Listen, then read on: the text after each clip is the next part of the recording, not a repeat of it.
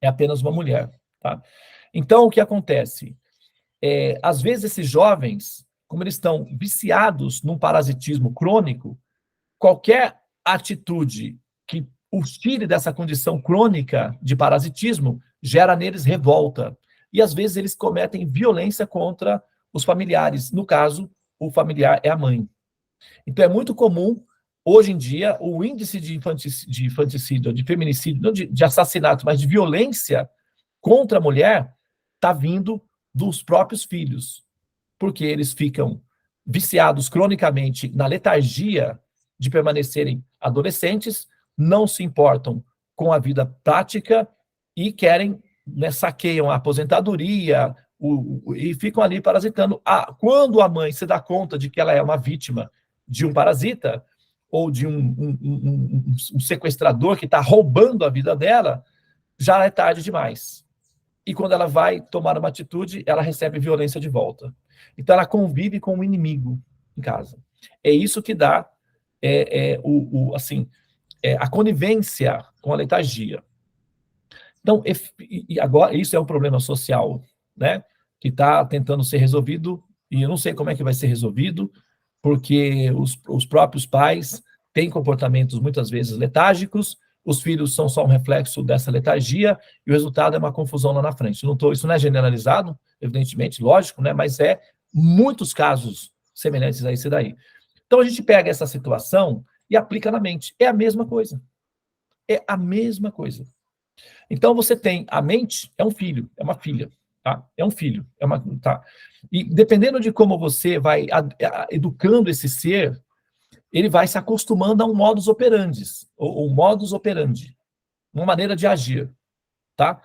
E quando você se dá conta de que a maneira como a mente reage emocionalmente causa sofrimentos em você, na hora em que você quer que ela produza felicidade, ela não produz. Ela produz dor, sofrimento, depressão, angústia, medo. Por quê? O comportamento na relação com ela é letárgico, então ela fica letárgica. E quando você tenta mudar esse padrão, ela vai se rebelar contra você, ou ela se rebela. É a mesma coisa. Então, como o Krishna está falando, aquele que tem a mente desenfreada, ou seja, aquele que não controla, aquele que não educa, aquele que não se preocupa em educar a própria mente, terá uma mente desenfreada. E para essa pessoa que tem a mente desenfreada, sabe, ter realização, ter paz, ter equilíbrio emocional é muito difícil. O próprio Krishna está falando. Ele é o técnico que tem conhecimento do assunto. Ele é autoridade no assunto.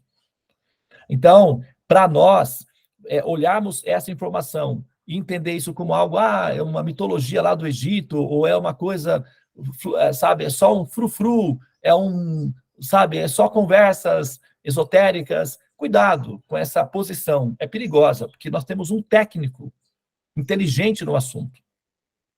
O resultado do descaso, ou o resultado da abstração em relação a essa orientação, o preço do resultado, quem paga somos nós, porque quem convive com a mente somos nós.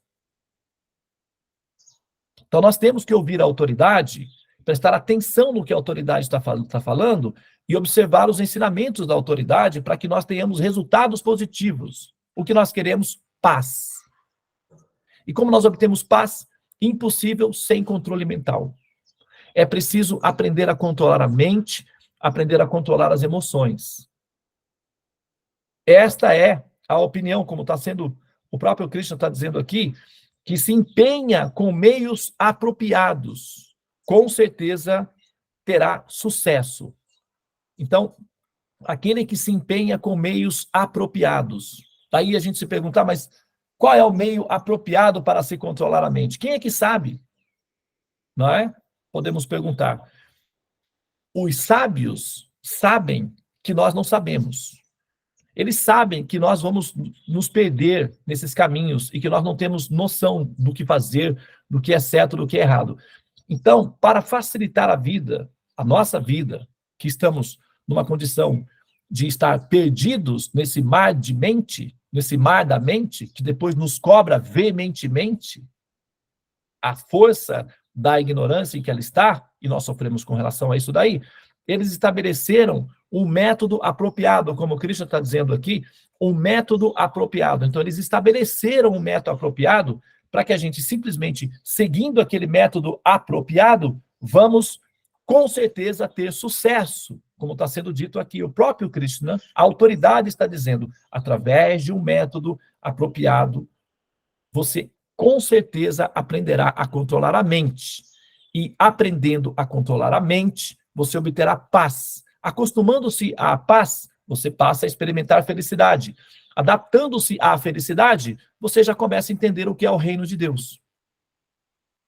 É assim que funciona. E, Devananda, qual é esse método apropriado? Bom, aí estou eu de novo para repetir aquilo que eu repetia o tempo todo e vou continuar repetindo até o último momento da minha vida. Quando eu estiver lá naquele último suspiro da minha vida, pelo Devananda, qual é a sua última orientação? Sadhana. Essa vai ser a minha última.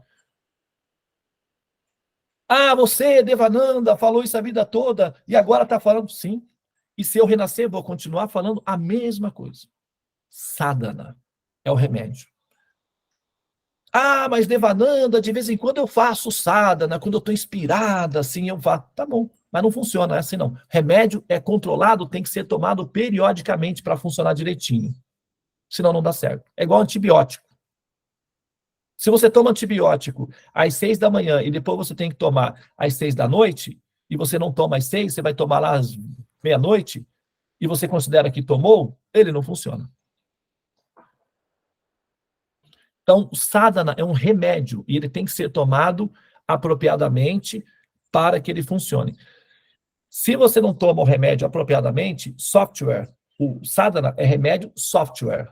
Se você não tomar ele adequadamente, você em algum momento terá que tomar um remédio para o hardware, que é o corpo. Aí é tarja preta, é pílula, aqui e aqui, e na veia. É assim. Não vale a pena. Entende? Danifica o hardware. Nós temos que cuidar do software, porque senão afeta o hardware. Quando afeta o hardware, aí é pílula.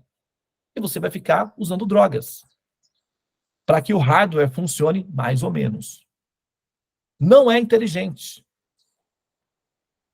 Tá? Então, nós temos que ser inteligentes. Usar a nossa inteligência para controlar a mente.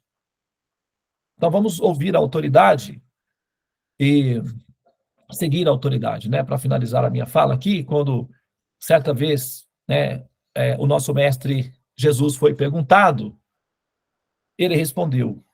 E depois de ter respondido, ele disse: e quem tem ouvidos, ouça. E quem tem olhos, veja. Então, a autoridade, ela não vai ficar implorando para que você aprenda. Ela vai dizer: quem tem ouvidos, ouça.